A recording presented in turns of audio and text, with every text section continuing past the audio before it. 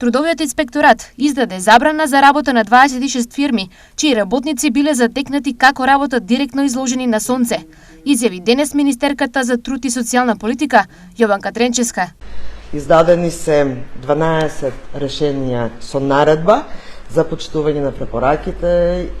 кои се дадени од страна на владата, односно препораки за заштита и превенција на работниците, и 26 решенија за забрана на работа за утврдено непочитување на препораките, што значи дека од 11 до 17 часот не треба работниците да бидат изложени на надвор на ваквите високи температури да работат. Вчера истакна министерката, трудовиот инспекторат имал полни рад се работа. Државниот инспекторат за труд изврши 90 надзори, од кои што 69 воредни надзори и 21 контролен надзор